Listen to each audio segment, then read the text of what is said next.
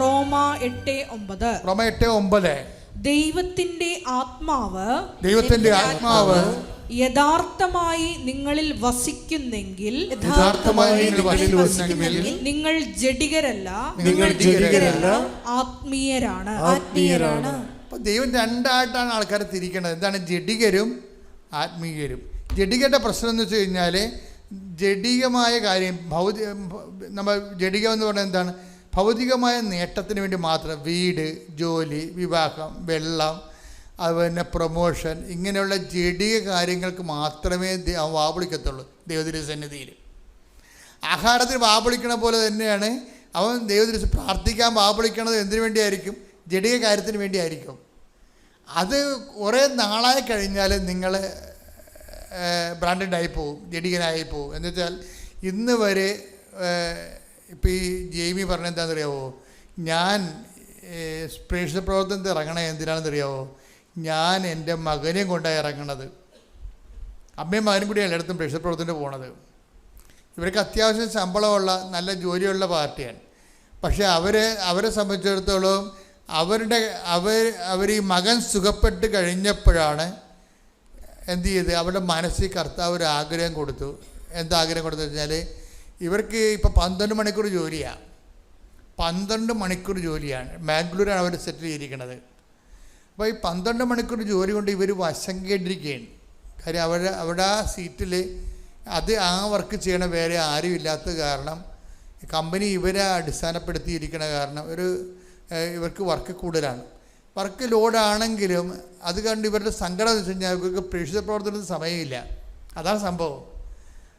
Work ലോഡാകണമെന്ന് പറയുമ്പോൾ നമ്മളവർക്ക് ഇത്തിരി leave കിട്ടിയെങ്കിൽ ഉറങ്ങാമായിരുന്നില്ല എന്നൊക്കെ പറയത്തില്ലേ? അങ്ങനെയല്ല ഇവർ പറയണത്. ഇവർ പറയണത് പ്രേക്ഷിത പ്രവർത്തനത്തിന് സമയം കിട്ടണില്ല എന്ന് പറയും. കർത്താവ്, എനിക്ക് പ്രേക്ഷിത പ്രവർത്തനത്തിന് സമയം കിട്ടില്ല. കാര്യം ഇവർ ഇവിടെ വരുമ്പോൾ ഈ ഓട്ടിസം ബാധിച്ച മകനുമായിട്ട് ഇവിടെ വരുമ്പോൾ ഇവർക്ക് ഈ ഉടമ്പടിയെക്കുറിച്ച് അറിയത്തില്ല. പക്ഷേ ഉടമ്പടിയെക്കുറിച്ച് കേട്ടപ്പോൾ അവർ പറഞ്ഞ അവരുടെ ഫസ്റ്റ് റെസ്പോൺസ് ഇത് ഭയങ്കര ലോജിക്കായിരിക്കണില്ല എന്നാണ് പറഞ്ഞത്. എന്താ കാര്യം? പ്രാർത്ഥനയല്ലല്ലോ വിഷയം. ഇവിടെ എന്താണ്? പ്രവർത്തനങ്ങളാണ് വിഷയം. പ്രാർത്ഥനയല്ല ഇവിടെ മോഡായിട്ട് ഉപയോഗിക്കുന്നത്. എന്താണ്? പ്രവർത്തനങ്ങളാണ്. അപ്പോൾ പ്രവർത്തനങ്ങൾക്ക് ഇവർക്ക് ഇൻട്രസ്റ്റ് ഉള്ള ആളാണ്. കാര്യം അത് നമുക്ക് കോൺക്രീറ്റായിട്ട് ദൈവത്തിൻ്റെ നമ്മളെ എപ്പോഴും പെട്ടെന്ന് നമ്മളെ ഐഡൻറ്റിഫൈ ചെയ്യാൻ പറ്റും. ദൈവത്തിന് നമ്മളെ ക്യാച്ച് ചെയ്യാൻ പറ്റും. എന്താണ്? നമ്മൾ നമ്മുടെ ജീവിതം തന്നെ പ്രവർത്തനങ്ങൾ കൊണ്ട് നമ്മൾ വിശ്വാസത്തെ നീതീകരിക്കുന്ന കാരണം ഭയങ്കര സ്പീഡാണ്. അപ്പോൾ ഇവർ സ്പീഡാണെന്ന് പറയുമ്പോൾ നിങ്ങൾ സ്പീഡായാൽ മാത്രമേ സ്പീഡാകത്തുള്ളൂ. ചില ആൾക്കാർ ഇപ്പം ഇവർ പറയണത് ഇവരുടെ രീതി ഇവർ പറയണത് ഞാൻ ആ പത്രം കിട്ടുമ്പോൾ തന്നെ പത്രം അരച്ച് കലക്കി ആദ്യം ഒന്ന് പഠിക്കും. കണ്ടാ നോക്കി, അങ്ങനെയാണ് ആൾക്കാർ ജീവിക്കണത്. പത്രം കിട്ടുമ്പോൾ തന്നെ പത്രം ഞാൻ കുത്തിയിരുന്ന് വായിക്കും. ഇത് ന്യൂ അപ്ഡേഷൻസ് എല്ലാം നോക്കുമെന്ന്. സാക്ഷ്യത്തിൻ്റെ പുതിയ തലങ്ങളില്ലേ അതെല്ലാം നോക്കും. എന്തിനാണ് അവരെ നോക്കണത്? ഈ മകനെയും കൊണ്ടുപോയിട്ട് ടൗണിൽ പോകും, അല്ലെങ്കിൽ ഏതെങ്കിലും ബാംഗ്ലൂർ സിറ്റിയിൽ ഇതുപോലെയുള്ള ഗ്രൂപ്പുകളിലേക്ക് പോകും, അല്ലെങ്കിൽ കവലയിൽ പോയിട്ട് ഇവർ ജനങ്ങളോട് സംസാരിക്കും പത്രം വെച്ച്. അത് അവർ കൊണ്ടുപോകുന്ന പത്രം എന്താണ്? ഇംഗ്ലീഷ് പത്രം, കന്നഡ പത്രം. കന്നഡ അവർക്ക് അധികം പിടിയില്ല. പക്ഷേ എനിക്ക് കന്നഡക്കാരെ കിട്ടുമ്പോൾ ഞാൻ അറിയാവുന്ന കന്നഡ ഭാഷയിലും പിന്നെ ഹിന്ദിയിലും ഇംഗ്ലീഷും ഒക്കെ അവരോട് സംസാരിക്കും. അവരുടെ റിസപ്റ്റിവിറ്റി കാണുമ്പോഴേക്കും മനസ്സിലാകും എനിക്ക് ഭാഷ അത്ര നിശ്ചയമില്ലെങ്കിൽ ഞാൻ പറയണ കാര്യം അമ്മ അവർക്ക് തർജ്ജമ ചെയ്ത് കൊടുക്കുന്നുണ്ട്. അതാണ് അവർ സന്തോഷത്തോടെ കന്നഡക്കാർ ചോദിക്കുകയെ, നിങ്ങൾ ഇത്രയും ശ്രദ്ധിച്ചാണോ സൂക്ഷിച്ചാണോ കേരളത്തിലൊക്കെ ജീവിക്കണതെന്ന്. കാര്യം അങ്ങനെയാണ് അവരുടെ റെസ്പോൺസ്. അതാണ് കന്നഡക്കാർ ഇവരുടെ പ്രേക്ഷിത പ്രവർത്തനം കാണുമ്പോഴേ. അപ്പോഴേ ഇവർ ചോദിക്കും ഈ മകനെ കൊണ്ട് പോണ കാര്യം എന്താണെന്ന് വെച്ചാൽ മകനെ കാണിച്ചിട്ട് ഇവർ സാക്ഷ്യം പറയുകയാണ്. ഈ മകനെ കാണിച്ചിട്ടാണ് ഇവർ സാക്ഷ്യം പറയണത്. അത് പ്രൂഫായിട്ട് അവർ കൊണ്ടു നടക്കുന്ന അതായത് അവർക്ക് ദൈവം തന്ന അനുഗ്രഹത്തെ ജനങ്ങളുടെ മുമ്പിൽ കാണിച്ച്. ഇപ്പം ഇങ്ങനെയൊക്കെ ചെയ്യുമ്പോൾ എന്താ പ്രശ്നം എന്ന് വെച്ച് കഴിഞ്ഞാൽ ദൈവത്തോട് നമ്മൾ ആദ്യം വായിട്ടടക്കേണ്ടി വരത്തില്ല. എന്താ കാര്യം? ദൈവം ഇവരെ കാണുന്നുണ്ടല്ലോ ഇവർ ചെയ്യണ കാര്യങ്ങൾ. അതാണ് വിഷയം. കാര്യം ദൈവം ഇത് കാണുന്നുണ്ടല്ലോ ഇവർ ചെയ്യണ കാര്യങ്ങളെല്ലാം. ഇത്രയും തീഷ്ണതയാണ് ഇവർ ഈ കാര്യത്തിൽ എടുത്തിരിക്കുന്നത്. അങ്ങനെയൊക്കെ വരുമ്പോൾ ഗുണമെന്ന് പറയുന്നത് നമുക്ക് ഈ പ്രാർത്ഥനയുടെ എണ്ണം കുറക്കാൻ പറ്റും. ചില ആൾക്കാരൊക്കെ മനസ്സിലൊന്ന് വിചാരിച്ചാൽ മതി. കാര്യം ദൈവസ്നേഹം ഉള്ളവന് വിചാരം പോലും പ്രാർത്ഥനയായിട്ടാണ് മാറണത്. ഇപ്പം നമ്മൾ ഒരു ടൈം കഴിഞ്ഞാൽ ദൈവ തിരുസന്നിധി നമ്മൾ നല്ല നമുക്ക് തള്ളിക്കളയാൻ പറ്റിയ ഒരാളായിട്ട് മാറണം. ഒരു ടൈം കഴിഞ്ഞാൽ ദൈവത്തിന് തള്ളിക്കളയാൻ പറ്റാത്ത ഒരാളായിട്ട്, അതായത് ഈ ജെയ്മി അവസാനം പറയുന്നൊരു വാക്ക് ഞാനിവിടെ ചുവപ്പ് മഷി എഴുതി വെച്ചിട്ടുണ്ട്. എന്താ എഴുതിയിരിക്കണമെന്നറിയാമോ? ദൈവസന്നിധി കണ്ണുകൾ ഉയർത്തി നിൽക്കാൻ പറ്റാത്ത എന്തെങ്കിലും എന്നിലുണ്ടെങ്കിൽ അത് മാറ്റാൻ ഉടമ്പടി ജീവിതം എന്നെ സഹായിച്ചിട്ടുണ്ടെന്ന്. എന്നെ വർത്തമാനം പറയണേ. എന്താ പറഞ്ഞിരിക്കണേ അവർ? ദൈവസന്നിധിയിൽ കണ്ണുകൾ എന്ന് പറഞ്ഞ് ദൈവസന്നിധിയിൽ കണ്ണുകൾ ഉയർത്തി നിൽക്കാൻ പറ്റാത്ത എന്തെങ്കിലും നമ്മിലുണ്ടെങ്കിൽ അത് മാറ്റാൻ ഉടമ്പടി ജീവിതം നമ്മെ സഹായിക്കും. അപ്പൊ ഇത്രയും സ്കാൻ ചെയ്തിട്ടാണ് അവരിതിനെ ഈ വിഷയം അവതരിപ്പിക്കുന്നത്. ഉടമ്പടി എന്താണ് അവർക്ക് നൽകിയതെന്ന് ചോദിച്ചാൽ അവർ പറയുന്ന ഒറ്റ വാക്ക് എന്താണ്? എനിക്ക് ദൈവ തിരുസന്നിധിയിലെ കണ്ണുകൾ ഉയർത്തി ധൈര്യത്തോടെ നിൽക്കാം. അതെന്നെ ധൈര്യത്തോടെ നിർത്തുന്നത് ആരാണ്? എൻ്റെ ഉടമ്പടി ജീവിതമാണ്. ദൈവ തിരുസന്നിധിയിൽ എനിക്ക് ധൈര്യമായിട്ട് ചോദിക്കാം. ദൈവം തരികയോ തരാതിരിക്കുകയോ അത് ദൈവത്തിൻ്റെ വിഷയമാണ്. അതിലെനിക്ക് പ്രശ്നമല്ല. പക്ഷേ എനിക്ക് ചോദിക്കാനുള്ള ഒരു ആംബിയർ ഉണ്ട്. എന്താ കാര്യം? ഞാൻ ദൈവ തിരുസന്നിധിയിൽ കണ്ണുകൾ ഉയർത്തി നിൽക്കാനുള്ള ധൈര്യം എനിക്ക് തന്നത് ആരാണ്? എൻ്റെ ഉടമ്പടി ജീവിതമാണ്. അപ്പോൾ ഉടമ്പടി ജീവിതം എന്നാണ് അവർ പറയണത്. ഞാനൊരിക്കലും ഉടമ്പടി ജീവിതമെന്ന് പറഞ്ഞിട്ടില്ല. കാരണം ജനങ്ങൾ അവരുടെ അനുഭവത്തിലൂടെ ഉടമ്പടി ജീവിതമെന്ന് പറയാൻ തുടങ്ങിയപ്പോഴാണ് ഞാനും ഉടമ്പടി ജീവിതമെന്ന് പറയാൻ തുടങ്ങിയത്. കാര്യം ഉടമ്പടി ഒരു ജീവിത രീതിയാണത്. ആ ഉടമ്പടി ജീവിതത്തിലൂടെ ഒരു വ്യക്തിക്ക് ഉണ്ടാകുന്ന സംഭവം എന്താണ്? ദൈവത്തിൻ്റെ തിരുസന്നിധിയിൽ കണ്ണുകൾ ഉയർത്തി നിൽക്കാൻ നമുക്ക് ആശങ്കയില്ലാതെ, സംശയമില്ലാതെ, ഞെട്ടുറപ്പോടുകൂടി നിൽക്കാൻ പറ്റും. കാര്യം എന്താണ്? അവരുടെ പ്രവർത്തനത്തിൻ്റെ രീതിയാണ്. കന്നഡയും ഇംഗ്ലീഷുകാരുടെ ഇംഗ്ലീഷും ഹിന്ദിയും അത്രയും ഭാഷയ്ക്ക് നൈപുണ്യം ഇല്ലെങ്കിൽ പോലും ആദ്യം പതർച്ചൊന്നും ഇല്ലാതെ കർത്താവിനെ സുവിശേഷ വേല. അപ്പോൾ ഇത് ചെയ്യണത് എന്താണ്? ഇത് ചെയ്യണത് ഇവർ 12 മണിക്കൂർ ജോലി കഴിഞ്ഞിട്ടാണ് ചെയ്യണത്. 12 മണിക്കൂർ ജോലിയുണ്ട് അവർക്ക് അവരുടെ ഓഫീസിൽ. അത് കഴിഞ്ഞിട്ടാണ് ഇവർ ചെയ്യണത്. അപ്പോഴവരുടെ മനസ്സിൽ കർത്താവിനോട് ഒരു ചിന്ത വന്നതെന്ന് വെച്ച് കഴിഞ്ഞാൽ, എനിക്കിത് സമയം കിട്ടുകയാണെങ്കിൽ എനിക്ക് ടെൻഷൻ ഇല്ലാതെ ജോലി ചെയ്യാവില്ല. അതാണ് പിന്നീട് അവർ ഈശോയോട് പറയണ ഒരു കാര്യം. എനിക്കിത്തിരി സമയം, ഇപ്പോൾ 12 മണിക്കൂർ ജോലി ചെയ്യണ്ടേ. തന്നെയല്ല വേറെ പ്രശ്നമുണ്ട്. എന്താണ്? ഈ ഒക്കുലർ മയോപ്പതി എന്നും പറഞ്ഞ രോഗമുണ്ട്. കണ്ണിൻ്റെ മസിൽ കടിക്കും. അപ്പം അത് കണ്ണിന്, അതുകൊണ്ട് ഈ കമ്പ്യൂട്ടർ നോക്കി കുറച്ച് നേരം ഇരുന്ന് കഴിഞ്ഞാൽ തന്നെ കണ്ണൊക്കെ വല്ലാത്ത രീതിയിൽ കണ്ണ് നിറയാനും മസിൽ പിടിക്കാനൊക്കെ തുടങ്ങും. അപ്പോൾ മസിൽ വെട്ടിക്കയറ്റെന്നൊക്കെ നമ്മൾ പറയത്തില്ലേ, അപ്പോൾ കണ്ണിൻ്റെ മസിൽ പിടിക്കും. അപ്പോൾ ആ രോഗമുള്ള ആളാണ് ഈ 12 മണിക്കൂർ ജോലി ചെയ്യണത്. ഈ ജോലിയുടെ ഇടയ്ക്കാണ് ഈ സുവിശേഷ വേലയ്ക്ക് പോണത്. അപ്പോൾ ഈശോയോട് മനസ്സിലൊന്ന് വിചാരിക്കും, എന്താണ്, എനിക്ക് ഇത്തിരി സമയം കൂടി കിട്ടിയിരുന്നെങ്കിൽ എനിക്ക് കുറച്ചുകൂടി സമാധാനത്തിൽ പ്രേക്ഷിത വരെ ചെയ്യാൻ പറ്റുമല്ലോ എന്ന്. അവർ മനസ്സിൽ വിചാരിച്ചതേ ഉള്ളൂ. അവർക്ക് പ്രമോഷൻ്റെ സമയമൊന്നും ആയിട്ടില്ല. നിയമപരമായിട്ട് അവർക്ക് പ്രമോഷന് 3 കൊല്ലം കൂടി വേണം. പക്ഷേ എന്ത് ചെയ്ത്, ആ മനസ്സിൽ വിചാരിച്ച ആ ആഴ്ച തന്നെ ഈശോ അവർക്ക് പ്രമോഷനും ശമ്പളവും കൂട്ടുകയാണ്. ദൈവം ഇങ്ങനെ വളരെ ഇങ്ങനെ കണ്ണെ കാണാവുന്ന പോലെയാണ്. നമ്മൾ ഈ പാത്ത് കളിച്ചിട്ടാണ് കുഴപ്പം വന്നിരിക്കുന്നത്. നിങ്ങൾ നേരെ വെളിച്ചത്ത് വരണം ദൈവത്തിൻ്റെ മുമ്പിൽ. ദൈവത്തിൻ്റെ മുമ്പിൽ വെളിച്ചത്ത് വന്നിട്ട് നിങ്ങളുടെ പ്രവർത്തനങ്ങൾ ദൈവം കാണട്ടെ. ദൈവം കണ്ട് ദൈവം മനസ്സിലാക്കണം. നിങ്ങളൊന്നും ഒളിച്ച് കളിക്കണില്ല. തൽക്കാലം ഇങ്ങനെ ഒരു കാര്യം കാണാൻ വേണ്ടി കുറച്ച് നാളത്തേക്കുള്ള ചുറ്റിക്കളിയല്ല എന്ന് ദൈവത്തിന് തോന്നണം. പല ആൾക്കാർക്ക് ഉടമ്പടി ചുറ്റിക്കളിയാണ്. എന്താണ്? ആ തൽക്കാലം ആ കാര്യം കാണാൻ വേണ്ടിയുള്ള ഒരു പമ്മലും ഒരു തിരികത്തിക്കലും ഒരു ഓട്ടം പിടുത്തമൊക്കെ ഉള്ളൂ. ഇതൊക്കെ ദൈവത്തിന് അറിയാം. അങ്ങനെയുള്ള അഭ്യാസം ഇത് നടക്കത്തില്ല. എന്താ കാര്യം വെച്ചാൽ നിങ്ങൾക്ക് മുമ്പിൽ വന്ന ആൾക്കാർ, പുറകിൽ വന്ന ആൾക്കാർ ഒത്തിരി മുമ്പിലോട്ട് പോയി. അവരെന്താണ് സത്യസന്ധമായ ഒരു വഴികൾ തിരഞ്ഞെടുത്തിട്ടാണ് ദൈവത്തിന് അവർ ബോധ്യപ്പെടുത്തി. അപ്പോൾ എന്താ പറ്റി, അവർ ടൈം ഷോർട്ട് ചെയ്ത് കൊടുക്കും. ഇപ്പം ഉടമ്പടിയുടെ രീതി എന്ന് തന്നെ എന്താണ്, സമയമായില്ലെന്ന് പറഞ്ഞാൽ ആകാത്ത സമയം ആക്കിയെടുക്കുന്നതിനാണ് അമ്മയുടെ കണ്ടന്റ് എന്ന് പറയുന്നത്. മരിയൻ കണ്ടന്റ്, ഉടമ്പടിയുടെ മരിയൻ കണ്ടന്റ് എന്താണ്, അവൻ പറയണ പോലെ ചെയ്യുക എന്ന് പറഞ്ഞ അവൻ പറയണ പോലെ ചെയ്യണേ എന്തിനു വേണ്ടിയാണ്? ആകാത്ത സമയമാണ് വിഷയം. കൃപാസനത്തിൽ സമയഘടികാരം നെഞ്ചൽ ചാർത്തി പ്രത്യക്ഷപ്പെടുമ്പോൾ സഞ്ചാരി മാതാവ് സമയത്തിൻ്റെ അധികാരി എന്ന് ജനങ്ങൾ പ്രാർത്ഥിക്കുമ്പോൾ അതിൻ്റെ പിന്നിലുള്ള അന്തസ്സത്ത എന്ന് പറഞ്ഞാൽ എന്താണ്, നിന്റെ സമയത്തിൻ്റെ മേലെ ഇടപെടാൻ മാതാവിന് ദൈവം മധ്യസ്ഥ അധികാരം കൊടുത്തിരിക്കുന്നു. കൈയടിച്ച് ശ്രദ്ധിക്കട്ടെ.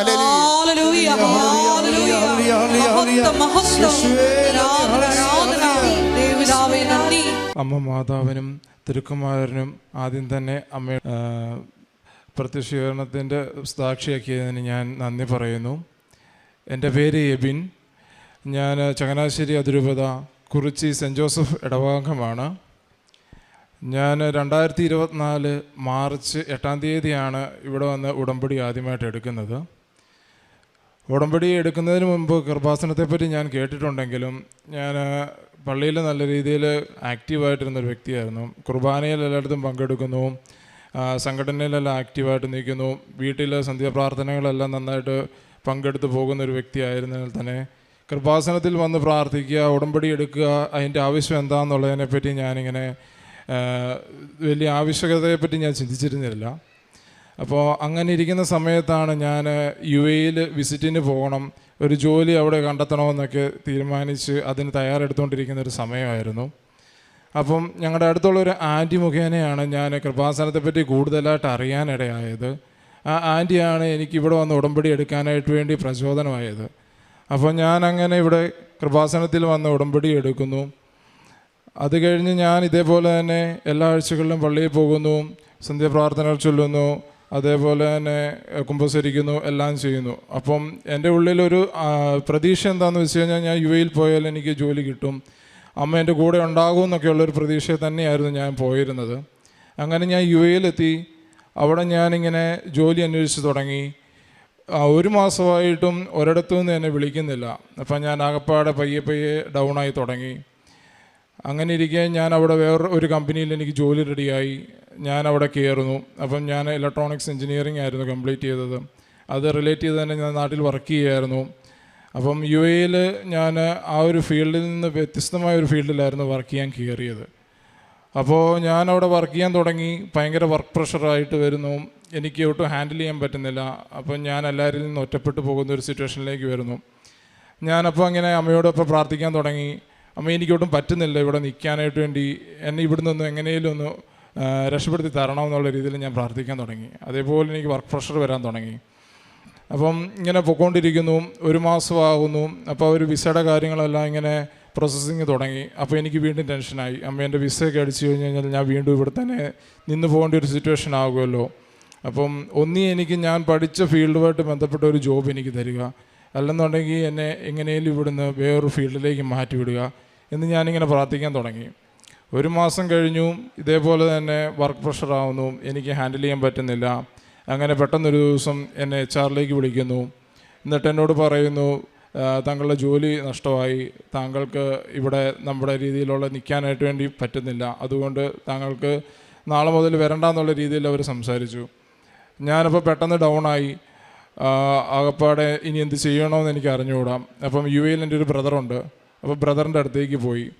അപ്പം എൻ്റെ ഒരു പ്രതീക്ഷ എന്താണെന്ന് വെച്ച് കഴിഞ്ഞാൽ ഞാൻ അമ്മയോട് പറഞ്ഞിരുന്നല്ലോ, അമ്മ എനിക്കിത് പറ്റുന്നില്ല, എന്നെ ഇവിടുന്ന് എങ്ങനെയും പെട്ടെന്ന് രക്ഷപ്പെടുത്തണമെന്ന് പറഞ്ഞതുകൊണ്ട് അമ്മ തന്നെയാണ് ഈ ജോലി എന്നിൽ നിന്ന് കളഞ്ഞതെന്നുള്ളൊരു വിശ്വാസം എനിക്കുണ്ടായിരുന്നു. അപ്പം വീണ്ടും എനിക്ക് പ്രതീക്ഷയായി, നല്ലൊരു ജോലി എനിക്ക് കിട്ടാനായിട്ട് വേണ്ടിയാണ് അമ്മ ഇത് കളഞ്ഞതെന്നുള്ളത്. അങ്ങനെ ഞാൻ വീണ്ടും മുമ്പോട്ടേക്ക് പോകുന്നു. ഞാനിങ്ങനെ ജോലികൾക്ക് വേണ്ടി അപേക്ഷിച്ചുകൊണ്ടിരിക്കുന്നു, കുറേ ഇൻ്റർവ്യൂവിനൊക്കെ പോകുന്നു. എനിക്കറിയാവുന്ന കുറേ കാര്യങ്ങളുണ്ട്, ഞാൻ പഠിച്ചിട്ട് പോകുന്നു, പ്രിപ്പയർ ചെയ്തെല്ലാം പോകുന്ന കാര്യങ്ങൾ തന്നെ എനിക്ക് ഇൻ്റർവ്യൂവിൽ ചോദിക്കുന്നു. പക്ഷേ എനിക്ക് ഇൻ്റർവ്യൂവിനൊന്നും പറയാൻ പറ്റുന്നില്ല. അതുപോലെ ആകപ്പാടെ ഇതാവുന്നു. ചിലയിടത്ത് ഞാൻ കിട്ടുമെന്ന് ഉറപ്പിച്ച കുറേ കാര്യങ്ങളുണ്ടായിരുന്നു. കുറേ ഇൻ്റർവ്യൂവിൽ പങ്കെടുത്തതിന് ശേഷം എനിക്ക് ഉറപ്പായിട്ടും കിട്ടുമെന്ന് ഞാൻ വിചാരിച്ചെടുത്ത് പോലും നിസ്സാര കാര്യത്തിന് അത് റിജക്റ്റായി പോകുന്ന ഒരു സിറ്റുവേഷൻ ഉണ്ടാകുന്നു. അങ്ങനെ 6 മാസത്തോളം ഞാൻ UAE നിന്നു. അവിടുന്ന് എനിക്ക് ജോലിയൊന്നും ആവുന്നില്ല. ഞാൻ ആകപ്പാടെ ഡൗണായി. അപ്പം ഞാൻ നാട്ടിലേക്ക് വരാനായിട്ട് വേണ്ടി ഫ്ലൈറ്റ് ടിക്കറ്റെല്ലാം ബുക്ക് ചെയ്തു. അപ്പോഴും ആ വരുന്നതിൻ്റെ തൊട്ട് മുമ്പ് വരെയും എനിക്ക് ഭയങ്കര പ്രതീക്ഷയായിരുന്നു, ഇവിടെ നിന്നെങ്കിലും എനിക്കൊരു കോൾ വരും, എനിക്ക് അവിടെ ജോലി കിട്ടും എന്നുള്ളൊരു പ്രതീക്ഷയിൽ ഞാൻ നിൽക്കുന്നു. പക്ഷെ ഒന്നും ആയില്ല. ഞാൻ തിരിച്ച് നാട്ടിൽ വരുന്നു. അപ്പോൾ ഞാൻ എറണാകുളത്ത് നെടുമ്പാശ്ശേരിയിൽ വന്ന് ഇറങ്ങുന്നൊരു സമയത്ത് ഞാൻ ആകപ്പാട് ഡൗണായിട്ടാണ് വരുന്നത്. കാരണം എന്താണെന്ന് വെച്ച് കഴിഞ്ഞാൽ ഞാൻ വന്ന ഫ്ലൈറ്റിലായാലും അല്ലാതെ ആൾക്കാരായാലും ജോലി സ്ഥലങ്ങളിൽ നിന്ന് വളരെ ഹാപ്പി ആയിട്ട് വരുമ്പോഴത്തേക്കിന് ഞാനൊന്നും അല്ലാതെ ഒരു വട്ടപൂജയായിട്ട് വന്ന് നിൽക്കുന്ന ഒരു സിറ്റുവേഷൻ. അപ്പോൾ ഞാൻ അവിടെ നിന്നുകൊണ്ട് തന്നെ പ്രാർത്ഥിച്ചു, എന്തിനാണ് എന്നെ ഇങ്ങനെ ഇതേപോലെ ഡൗൺ ആക്കാൻ വേണ്ടിയിട്ട് എന്നെ യു എയിലേക്ക് കൊണ്ടുപോയത് എന്നുള്ള രീതിയിൽ ഞാൻ ഭയങ്കര വിഷമത്തോടു കൂടി പറഞ്ഞു. അങ്ങനെ ഞാൻ വീട്ടിൽ വന്നു എനിക്ക് ഭയങ്കരമായിട്ട് വിഷമമാവുന്നു. ഞാൻ റൂമിൽ നിന്ന് പുറത്തേക്ക് ഇറങ്ങാതെ റൂമിലേക്ക് മാത്രമായിട്ട് അങ്ങ് മാറി തുടങ്ങി. അത് പിന്നെ എനിക്ക് വിഷമം കൂടി ഭയങ്കരമായിട്ട് വാശിയായി. ഞാനപ്പോൾ പറഞ്ഞു, ഇനി ഞാൻ കൃപാസനത്തിൽ പോകത്തില്ല, ഞാൻ ഇനി കൊന്ത ചൊല്ലത്തില്ല, ഒരു പ്രാർത്ഥനയും ചൊല്ലത്തില്ല, ഇനിയും ഞാൻ ഒരു രീതിയിലും പള്ളിയായിട്ട് എടുക്കത്തില്ല, എന്തിനാണ് എന്നെ ഇങ്ങനെ ഇതാക്കിയെന്ന് പറഞ്ഞുകൊണ്ട് ഞാൻ അല്ലാതെ നിന്ന് ഒഴിയാൻ തുടങ്ങി. അപ്പം സന്ധ്യപ്രാർത്ഥന തുടങ്ങി, അച്ചാച്ചനും അമ്മയും വിളിക്കാൻ തുടങ്ങി. ഞാൻ ആ സമയത്ത് സന്ധ്യപ്രാർത്ഥന ഇല്ലെന്നിടത്ത് എഴുന്നേറ്റ് പോയി. അങ്ങനെ ആയി കഴിഞ്ഞപ്പോഴത്തേക്കിന് അവർക്ക് ഭയങ്കരമായിട്ട് വിഷമമായി. അങ്ങനെ ഒരു 3-4 ദിവസം കടന്നുപോയി. ഒരു ദിവസം രാത്രിയിൽ ഞാൻ എന്നെ സ്വപ്നം കാണുകയാണ്. ഞാൻ ഒരു അൾത്താരയുടെ മുമ്പിൽ മുട്ടുകുത്തി നിൽക്കുകയാണ്. അപ്പം എൻ്റെ 2 കൈകളും ഞാൻ തുറന്ന് പിടിച്ചിരിക്കുന്നു. അൾത്താരയിൽ ഒരു കുരിശ് ഞാൻ ഇരിക്കുന്ന കാണുന്നുണ്ട്. ആ കുരിശ് എൻ്റെ കൈകളിലേക്ക് വെച്ച് തരുന്നതായിട്ടാണ് ഞാൻ സ്വപ്നം കാണുന്നത്. ഞാൻ നല്ല ഉറക്കത്തിലായിരുന്നെങ്കിലും എൻ്റെ കണ്ണുകളെല്ലാം നിറഞ്ഞൊഴുകി ഞാൻ പെട്ടെന്ന് ഞെട്ടി ഉണർന്നു. അപ്പം പെട്ടെന്ന് തന്നെ എൻ്റെ മനസ്സ് പറഞ്ഞു, നാളെ നീ കൃപാസനത്തിൽ പോകണം, കൃപാസനത്തിൽ പോയി ഉടമ്പടി എടുക്കണം എന്നുള്ള രീതിയിൽ എൻ്റെ മനസ്സ് തന്നെ പറയാൻ തുടങ്ങി. അന്ന് രാവിലെ തന്നെ ഞാൻ എഴുന്നേറ്റു, കൃപാസനത്തിൽ വന്നു, എൻ്റെ ഉടമ്പടി ഞാൻ പുതുക്കി. അത് കഴിഞ്ഞിട്ട് ഞാൻ വീണ്ടും തിരിച്ചു പോയി. അത് കഴിഞ്ഞ് ഇവിടുന്ന് അന്നത്തെ ധ്യാനം എല്ലാം കൂടിയിട്ടാണ് ഞാൻ തിരിച്ചു പോകുന്നത്. അപ്പം അതുവരെ ഇനി എന്തെന്നുള്ളത് എനിക്ക് അറിയാൻ മേലാതിരുന്ന ഞാൻ ഇവിടുന്ന് പോകുമ്പോഴത്തേക്കിന് ഭയങ്കര സമാധാനത്തോടു കൂടിയാണ് ഞാൻ പോകുന്നത്. ജോലി എന്താണെന്ന് വെച്ചാൽ എനിക്ക് അറിഞ്ഞുകൂടാ, പക്ഷേ എനിക്ക് മനസ്സിന് ഭയങ്കര സന്തോഷമായിട്ടാണ് ഞാൻ തിരിച്ചു പോകുന്നത്. പിന്നെ എല്ലാ ആഴ്ചകളിലും ഞാൻ ഇവിടെ വരാൻ തുടങ്ങി. എല്ലാ ചൊവ്വാഴ്ചകളിലും വന്ന് കുർബാനയിൽ പങ്കെടുക്കും, ധ്യാനം കൂടും, എന്നിട്ട് ഞാൻ തിരിച്ചു പോകും. അപ്പം അതുകൂടാതെ തന്നെ ഞാൻ അങ്ങനെ ഇരിക്കുമ്പോഴത്തേക്കിന് നമ്മുടെ അടുത്തുള്ള ഹോസ്പിറ്റലുകളിലൊക്കെ പോകാൻ തുടങ്ങി. ചങ്ങനാശ്ശേരിയിലുള്ള ഗവൺമെൻറ് ഹോസ്പിറ്റലിൽ രോഗികളെ കാണാനായിട്ട് വേണ്ടി പോകാൻ തുടങ്ങി. അപ്പോൾ അന്ന് വരെ എനിക്ക് അങ്ങനെ പോകാൻ മടിയായിരുന്നു. പത്രം കിട്ടിയാലും ഞാൻ അങ്ങനെ കൊടുക്കത്തില്ലായിരുന്നു. പത്രം ഞാൻ നമ്മുടെ വീടിൻ്റെ അടുത്തുള്ള കുറച്ച് വീടുകളിൽ മാത്രം കൊടുക്കും. അത് കഴിഞ്ഞിട്ട് ബാക്കി അച്ചാച്ചനായിരുന്നു എല്ലാവർക്കും കൊടുത്തുകൊണ്ടിരുന്നത്. അപ്പോൾ എനിക്കങ്ങനെ പുറത്തേക്ക് പോകാൻ ഭയങ്കര മടിയായിരുന്നു. ഞാൻ പുറത്തേക്ക് പോയി ഹോസ്പിറ്റലുകളിൽ പോകാൻ തുടങ്ങി, രോഗികളെ കാണാൻ തുടങ്ങി. എന്നെക്കൊണ്ട് പറ്റുന്ന രീതിയിൽ അവർക്ക് ചെറിയ സഹായങ്ങൾ ചെയ്യാൻ തുടങ്ങി. അവർക്ക് ഫുഡ് വാങ്ങിച്ചു കൊടുത്തു. അങ്ങനെ ഇരിക്കുമ്പോൾ നാട്ടിൽ കുറച്ചെടുത്ത് ഇൻ്റർവ്യൂവിനൊക്കെ വിളിക്കാൻ തുടങ്ങി. അപ്പോൾ ഞാൻ അങ്ങനെ പോകുന്ന വഴിക്ക് എൻ്റെ ബാഗിൽ ഇവിടുത്തെ പത്രം എടുത്തുകൊണ്ട് ഞാൻ പോകുന്ന വഴിക്ക് ഞാൻ അവിടെ എല്ലാവർക്കും ഇങ്ങനെ കൊടുക്കാൻ തുടങ്ങി. അങ്ങനെ ഇരിക്കുമ്പോഴത്തേക്കിനാണ് ഒരു ദിവസം എനിക്ക് അച്ഛനെ കാണാനായിട്ട് വേണ്ടിയുള്ള ഒരു അവസരം കിട്ടുന്നത്. ഞാനങ്ങനെ ഇവിടെ വരുന്നു. അന്ന് അച്ഛനെ കാണാനായിട്ട് വേണ്ടി ഞാൻ ഈ പള്ളിയുടെ മുമ്പിൽ ഇവിടെ നിൽക്കുന്ന സമയത്ത് എന്നെ നിന്നങ്ങ് വിറയ്ക്കാൻ തുടങ്ങി. കാരണം ഞാൻ നോക്കുമ്പോഴത്തേക്കിന് ഞാൻ അന്ന് സ്വപ്നത്തിൽ കണ്ട കാര്യം എന്താണോ അതെൻ്റെ മുമ്പിൽ റിയലൈസ് ആയിട്ട് ഞാൻ നടന്നുകൊണ്ടിരിക്കുകയാണ്. ഞാനിവിടെ വരുന്നു, അൾത്താരയുടെ മുമ്പിൽ മുട്ടുകുത്തി നിൽക്കുന്നു, 2 കൈ ഞാൻ തുറന്ന് പിടിച്ചിരിക്കുന്നു. എൻ്റെ കൈ നിന്നായിട്ട് നിന്ന് വിറയ്ക്കാൻ തുടങ്ങി. കാരണം അൾത്താരയിൽ ഞാൻ അന്ന് കണ്ട ആ കുരിശ് എൻ്റെ മുമ്പിൽ ഇപ്പം നേരിട്ട് നിൽക്കുകയാണ്. ആ കുരിശ് അച്ഛൻ എൻ്റെ കൈ കൊണ്ട് വെച്ച് തരുന്ന കഴിയുമ്പോഴത്തേക്കിന് എൻ്റെ അറിയാതെ തന്നെ ഞാൻ എൻ്റെ 2 കണ്ണുകളും നിറഞ്ഞൊഴുകി ഞാനിങ്ങനെ ഭയങ്കരമായിട്ട് വിറച്ചിങ്ങനെ നിൽക്കുന്ന ഒരു സിറ്റുവേഷനിലായിരുന്നു. ആ അച്ഛൻ എന്നെ തലയ്ക്ക് വെച്ച് പ്രാർത്ഥിച്ചു, കാശുരൂപം തന്നു. ഞാനങ്ങനെ തിരിച്ചു പോയി. അത് കഴിഞ്ഞ് ഞാൻ ഇതേപോലെ തന്നെ കൊന്ത ചൊല്ലി പ്രാർത്ഥിക്കാൻ തുടങ്ങി. 2 ദിവസം കഴിഞ്ഞില്ല, യു എയിൽ നിന്ന് എന്നെ വീണ്ടും കോൾ ചെയ്തു. എനിക്ക് അവിടെ ഒരു നല്ലൊരു കമ്പനിയിൽ നല്ലൊരു ജോലി, നല്ലൊരു പൊസിഷനിലേക്ക് കിട്ടിയിട്ടുണ്ട്. അമ്മ എന്ന അനുഗ്രഹത്തിന് അമ്മയുടെ തിരുക്കുമാരനും 1000 നന്ദി ഞാൻ അർപ്പിച്ചോളും. പ്രേക്ഷിത പ്രവർത്തനമായിട്ട് ഞാൻ ചെയ്തത്, ഞാൻ അടുത്തുള്ള ഹോസ്പിറ്റലുകളിൽ രോഗികളെ കാണാൻ വിസിറ്റ് ചെയ്യാൻ പോവുകയും അവർക്ക് എന്നാൽ കഴിയാവുന്ന രീതിയിലുള്ള സഹായങ്ങൾ ചെയ്യുകയും അവർക്ക് ആഹാരങ്ങൾ വാങ്ങിച്ചു കൊടുക്കുകയും ഒക്കെയായിരുന്നു ഞാൻ ചെയ്തുകൊണ്ടിരുന്നത്. കൂട്ടത്തിൽ പ്രേക്ഷിത പ്രവർത്തനമായി പത്രങ്ങൾ ഞാൻ എല്ലായിടത്തും നടന്ന് കൊടുക്കാൻ തുടങ്ങി. ആത്മീയ ജീവിതം ഞാൻ കുർബാനയിൽ പങ്കുകൊള്ളുന്നു, കുമ്പസരിക്കുന്നുണ്ട്, എന്നും ഞാൻ കൊന്തചൊല്ലി പ്രാർത്ഥിക്കാറുണ്ട്. ഞാനിപ്പോൾ യു എയിലാണെങ്കിലും വർക്കിന് പോകുന്നതിന് മുമ്പ് പ്രാർത്ഥിച്ച് തൈലം കൊണ്ട് നെറ്റിയിൽ കുരിശ് വരച്ചതിന് ശേഷം മാത്രമേ ഞാൻ പോകാറുള്ളൂ. അതേപോലെ എന്നെക്കൊണ്ട് പറ്റുന്ന എൻ്റെ ആയിട്ടുള്ള സമയങ്ങളെല്ലാം ഞാനെപ്പോഴും പ്രാർത്ഥന ചൊല്ലാറുണ്ട്. അല്ലെങ്കിൽ മാതാവിൻ്റെ ഏതെങ്കിലും പാട്ടൊക്കെ ഞാൻ സ്വയമേ പാടി അങ്ങനെയാണ് ഞാൻ എപ്പോഴും എൻ്റെ സമയങ്ങൾ നീക്കാറ്. ഇനിയും ഞാൻ ഉടമ്പടി തന്നെ ആയിരിക്കാനാണ് ഞാൻ ആഗ്രഹിക്കുന്നത്. ഞാൻ വീണ്ടും ഉടമ്പടി പുതുക്കി വീണ്ടും ഉടമ്പടി തന്നെ ആയിരിക്കാനും വിശുദ്ധിയിൽ മുമ്പോട്ട് പോകാനായിട്ട് തന്നെ ഞാൻ ആഗ്രഹിക്കുന്നു. അമ്മ മാതാവിനും തിരുക്കുമാരനും 1000 നന്ദി. ആദ്യം തന്നെ അമ്മ മാതാവിന് 1000 നന്ദി പറയുന്നു. എൻ്റെ പേര് അരവിന്ദ്, കോട്ടയം ജില്ലയിൽ മണിമലയിൽ നിന്ന് വരുന്നു. ഇതെൻ്റെ അമ്മ രേഖ, ഇത് അനിയത്തി അർച്ചന. ഞങ്ങൾ 3 പേരടങ്ങുന്ന ചെറിയൊരു കുടുംബമാണ്. അപ്പം എൻ്റെ ജീവിതത്തിൽ അറിവ് വെച്ചപ്പം തൊട്ടേ സാമ്പത്തിക ബുദ്ധിമുട്ടായിരുന്നു. മൊത്തത്തിൽ കടങ്ങളും ബാധകളും കൊണ്ട് ഭയങ്കരമായിട്ട് ബുദ്ധിമുട്ട് അനുഭവിക്കുന്ന സമയമായിരുന്നു. അങ്ങനെ സമയത്ത് 2020 ഒരു സ്ഥലം വാങ്ങിച്ചു, വീട് വെച്ചു. വീടിൻ്റെ കടങ്ങളായി. അപ്പോഴത്തേക്ക് ആദ്യമായിട്ട് കൃപാസനത്തിൽ വരുന്നത് ഞാൻ എൻ്റെ കൂട്ടുകാരൻ്റെ കൂടാണ്. ഞങ്ങളൊരു 5 പേര് നല്ല കൂട്ടുകാരായിരുന്നു. അപ്പം ആദ്യം വന്ന അശ്വിൻ എന്ന് പറയുന്ന ആളായിരുന്നു. അശ്വിൻ്റെ കൂടെ ഞാനും വരുമായിരുന്നു. അവൻ വന്ന് പ്രാർത്ഥിക്കും, ഞാൻ ഉടമ്പടി എടുക്കുന്നുണ്ടായിരുന്നു. ഞാനപ്പോൾ അവൻ്റെ കൂടെ വരുമായിരുന്നു. രണ്ടാമത് വന്നത് അബീത്ത് എന്ന് പറയുന്ന ചേട്ടനായിരുന്നു. പുള്ളിയുടെ കൂടെ ഞാൻ വരുമായിരുന്നു. വരുന്നെല്ലാം ഞാൻ വന്ന് പ്രാർത്ഥിക്കത്തേ ഉള്ളൂ. അവർ വന്ന് ഉടമ്പടി എല്ലാം എടുത്ത് പോകുമായിരുന്നു. അങ്ങനെ നിൽക്കുന്ന സമയത്ത് ഞാൻ ഒരു ഹിന്ദുവാണ്. അപ്പം അവർ രണ്ടും വന്ന് ഉടമ്പടി എല്ലാം എടുത്ത് പ്രാർത്ഥിച്ച് പോകും. അപ്പോൾ അവർക്ക് അതിൻ്റേതായ അനുഗ്രഹങ്ങൾ മാതാവ് കൊടുക്കുന്നുണ്ടായിരുന്നു. അവരും ഹിന്ദുക്കളായിരുന്നു. മൂന്നാമത് സിദ്ധാർത്ഥ എന്ന് പറയുന്ന ഒരാൾ വന്നു. അവനും വന്ന് പ്രാർത്ഥിച്ച് അവന് മാതാവ് അനുഗ്രഹം കൊടുത്തു. അവന് മാലദ്വീപ്സിൽ ജോലിയായി. അപ്പം ഞാൻ അവസാനത്തെ കണ്ണിയായിരുന്നു, 5ാമത്തെ. അപ്പോഴത്തേക്ക് കടങ്ങളും കൊണ്ടങ്ങ് ഇതായി. വീട് പണി കഴിഞ്ഞപ്പോഴത്തേക്ക് നല്ല രീതിയിൽ കടം വന്നു. അപ്പോഴത്തേക്ക് ഒരു ഏജൻറ്റ് വന്നിട്ട് എന്നോട് പറഞ്ഞു, നിനക്ക് ഗൾഫിൽ ജോലി വാങ്ങിച്ചു തരാമെന്ന് പറഞ്ഞു. രൂപ മൊത്തത്തിൽ 85,000 രൂപ കൊടുത്താൽ മതി, നിനക്ക് ജോലി വാങ്ങിച്ചു തരാമെന്ന് പറഞ്ഞിട്ട് ഞാൻ ഇവിടുന്ന് എല്ലാം തിരിച്ചും മറിച്ചും 85,000 രൂപ ആ ഏജൻറ്റിന് പൈസ കൊടുത്തു. അപ്പം അതൊരു തട്ടിപ്പായിരുന്നു. ആദ്യമൊക്കെ ആദ്യത്തെ 1 മാസം കഴിഞ്ഞപ്പം പറഞ്ഞു, നിന്നെ പാസ്പോർട്ടെല്ലാം അയച്ചു കൊടുത്തിട്ട് പറഞ്ഞു നിനക്ക് വിസ അടിക്കാൻ വേണ്ടി എല്ലാം ഇതാവുമെന്ന് പറഞ്ഞു. അപ്പോൾ 1 മാസം കഴിഞ്ഞു, 2 മാസം കഴിഞ്ഞു. ഇതുവരെ ആയിട്ടും അതിൻ്റെ ഒന്നും ഇല്ലെന്ന് അറിഞ്ഞപ്പോഴത്തേക്ക് ലാസ്റ്റ് അവരെ വിളിച്ചാൽ ഫോൺ എടുക്കത്തില്ല. അപ്പം ഒരു തവണ വേറെ നമ്പറിൽ നിന്ന് വിളിച്ചപ്പോൾ അവർ പറഞ്ഞു, ഇനിയും നിൻ്റെ പേര് കള്ളക്കേസാക്കാൻ പോവുക, നിനക്ക് പിന്നെ വേറൊരു രാജ്യത്തോട്ട് പോലും പോകാൻ പറ്റത്തില്ലെന്നുള്ള രീതിയിലാക്കുമെന്ന് പറഞ്ഞു. അതോടെ പിന്നെ അതങ്ങ് നിന്നു. അപ്പോഴത്തേക്ക് മൊത്തത്തിൽ കടവായി. അപ്പം ഞാൻ ഒരു ഡിഗ്രി പഠിച്ചതാണ്. എന്നിട്ട് മണിയിലെ ഒരു പച്ചക്കറി കട ജോലിക്കായിട്ട് നിൽക്കുമായിരുന്നു. അപ്പം ഭയങ്കര ബുദ്ധിമുട്ട് കാരണം ഒരു ദിവസം രാത്രി ആയപ്പോഴത്തേക്ക് മാതാവിൻ്റെ അനുഗ്രഹം കൊണ്ടാണെന്ന് തോന്നുന്നു എനിക്ക് പിറ്റേ ദിവസം കൃപാസനത്തിൽ വന്ന് ഉടമ്പടി എടുക്കാമെന്നുള്ള ഇതായി. ഞാൻ ആരോടും പറയാതെ പിറ്റേ ദിവസം രാവിലെ ഇവിടെ വന്ന് ഉടമ്പടി എടുത്തു. ഉടമ്പടി എടുത്ത് ആദ്യം എനിക്ക് മെഴുകുതിരിയായിരുന്നു കിട്ടിയത് ഇതിന്. എന്നിട്ട് ഉടമ്പടി എടുത്തു പോയി. അപ്പോഴത്തേക്ക് ഇതിനു മുമ്പ് നാട്ടിൽ എൻ്റെ ഒരു ഗൾഫിലൊരു കൂട്ടുകാരനുണ്ടായിരുന്നു, എൻ്റെ സീനിയറായിട്ട് പഠിച്ചത്.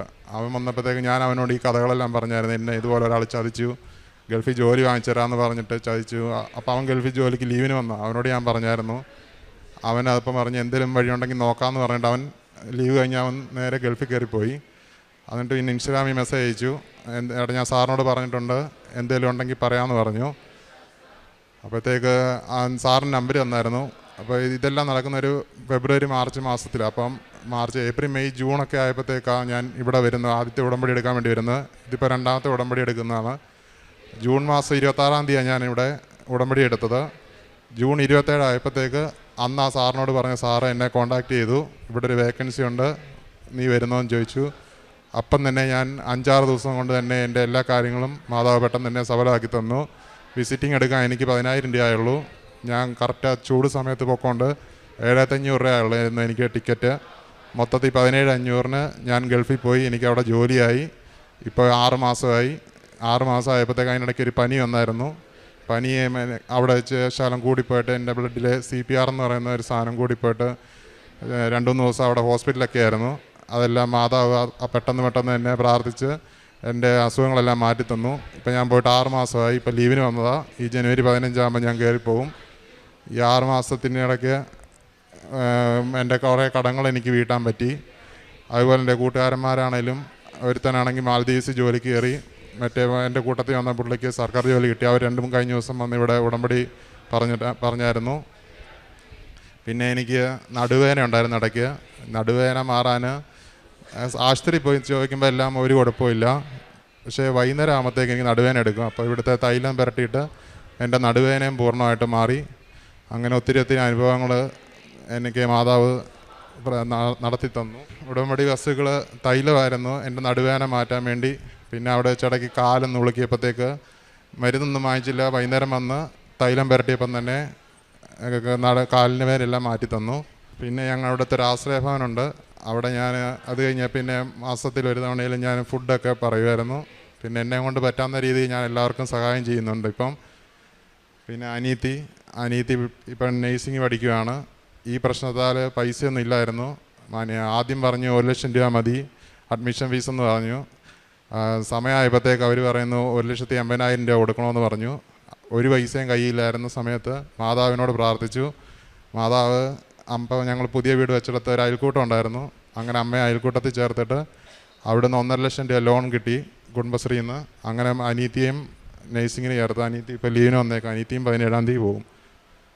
എല്ലാ കാര്യങ്ങളും ഇവിടെ വന്നുകൊണ്ട് തന്നെ നടക്കുന്നതാണ്. മാതാവിൻ്റെ അനുഗ്രഹം അതുപോലാണ്. പിന്നെ അമ്മയ്ക്ക് ഒരു ഗ്ലൗസ് ഉണ്ടാക്കുന്ന കമ്പനി പോവാണ്. അവിടെ ആയിരുന്നാലും പണ്ട് പോയിക്കൊണ്ടിരുന്ന കമ്പനി ചെറിയതായിരുന്നു. അവിടുന്ന് അമ്മയുടെ ഇതുകൊണ്ട് എല്ലാവർക്കും ഇഷ്ടപ്പെട്ടുകൊണ്ട് അമ്മ ഇപ്പം അതിൻ്റെ തന്നെ വലിയൊരു കമ്പനിയിലോട്ട് സ്ഥാനക്കയറ്റം കിട്ടി. അപ്പോൾ അതിൻ്റേതായ ശമ്പളമുണ്ട്.